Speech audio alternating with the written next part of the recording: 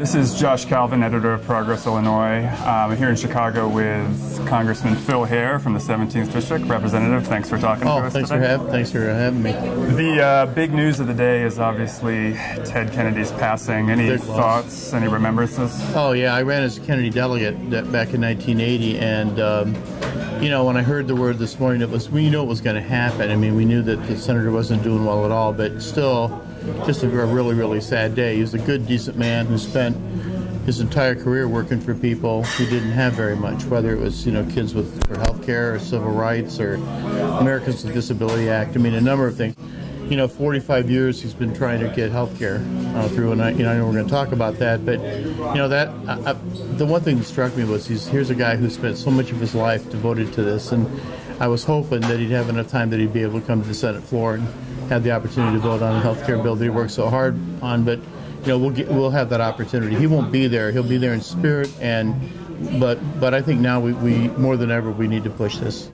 And he's actually, I mean, since the healthcare debate really ramped up, he's kind of been on the sideline. I mean, before his passing, do you think that that's hurt the debate in any way? Do you think it's set it back? Oh, I think if he had been there and been healthy, I think we'd had a bill out of the Senate by now, and I think it would have been a good bill. The one thing that Senator Kennedy was great at was being able to sit down with people like Warren Hatch, who was, you know, certainly not what you would call a progressive Democrat by any stretch of the imagination. So, you know, that I think hurt. But I think what we do now is, without that voice, is say, if we want to really honor this senator and honor the work that he wants to do for people, particularly our party, is to galvanize and say, look, this man spent 45 years of his life on this issue, and we owe it to him. We owe it more to the people of this country. But clearly, if you want to really honor Ted Kennedy, you pass a health care bill that covers all Americans, and I believe that we'll do that. I do.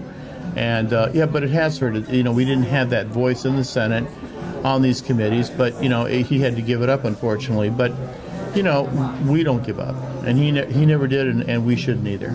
So going to the kind of landscape in D.C. right now, there seems to be an emerging consensus that the Democrats may have to go it alone on this. You're hearing it more and more from representatives that efforts to bring Republican votes on board are proving futile, that there's just no real motivation to negotiate on their part, and that this is going to have to be a Democratic-only type of effort. Is that good news for progressives? Is that good news for supporters of the public option? Yes, to both. Unfortunately, you know, if the Republicans even had a plan, besides the only thing they have is to say no. You know, and I have talked to people at the White House, and I said, look at the budget that we tried to get through. We got it through without a single Republican vote. Stimulus bill, a single Republican vote. People are going back to work. I'm not saying we're out of this recession, but it's working. Look at the stock of Caterpillar prior to the stimulus, and look at it now. They make, you know, earth-moving equipment, things of that nature. So it's been working. But this is the other side. You have to remember, most moderates are gone. It's controlled by neoconservatives, whose main mission, it seems to me, has been to watch this president fail and do everything they can. So I think we're going to have to go along. I don't see a single vote in the House of Representatives from the Republicans. I haven't heard one person on the other side of the aisle come up and say, this is a bill that I'm looking to work to pass. The Senate, you know, I think for our party, you know, you see Chuck Grassley, who I'm very disappointed in for a couple of reasons. One, he's supposed to be negotiating, tells the president thinks we're close to a deal. In the Senate, they're not. Nobody's talking to the other. You know, those 6 aren't talking to the other 94, to the 435 of us, but more importantly, to the millions of Americans that they're supposed to be looking out for. And then he comes back to Iowa and demonizes the bill, and he outright tells a lie about the death panels. There's no such thing as a death panel in this bill. So I think at the end of the day, I think we're going to have to decide. The White House is going to decide whether or not they want to continue this. I'm hearing September 15th is sort of the deadline. But for progressives, look, I'm not voting for a bill that doesn't have a public option. I signed the letter to the president.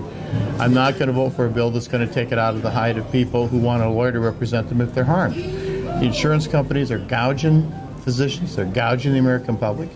They're not paying claims when they're supposed to. They don't want to cover pre-existing conditions. And you have some CEOs making $200,000 a day. So I don't cry crocodile tears for that industry. And I think we probably will be looking at a Democratic bill. It shouldn't be that way. A good bill is supposed to be bipartisan. But this, candidly, on every major piece of legislation, I think we got 8 votes on the energy bill total in the House. You cannot get any place with these folks. And so we have 2 options. Either go it alone or drop the bill completely. I'm not going to do that. 400 people a day are dying in this country because they don't have health care. And 14,000 people losing their health insurance every day. So if they don't want to get on the train, let's move it out of the station. Let's get going. And have you been talking to constituents this August? Have you been holding meetings? Oh, I have. I've had. I just finished my 18th town hall meeting, and I'm going to do a telephone town hall meeting this Thursday, which will make 2 of those, so I'll have 20. And I brought people, real people, with me, and I told my colleagues that's what we need to do. Is to bring people, because they expect me to get up and say, this is a great bill. You know, oh yeah, you'd say that you're a Democrat. I'm not saying that. These are real people who live in my district that have had problems. A woman who brings her son with a feeding tube who's incredibly disabled. The insurance company doesn't want to pay for the prescriptions to go into the feeding tube. A woman who I walked out of one of my town halls who went to high school with me and said, my insurance is going to get canceled at the end of next month. I'm canceling it because I can't make my house payment, so I'm going to go without health care to save my home. A woman who fell from the southern part of my district when she went camping with her family, didn't have insurance, didn't slipped on when they were hiking, didn't want to go to the hospital, didn't have insurance. She had a subdural hematoma. She would have died. You know, and her son was sitting in the audience and he was crying. And I look at these people. And in Quincy, I brought a man with me who lost his home and is now living in a camper.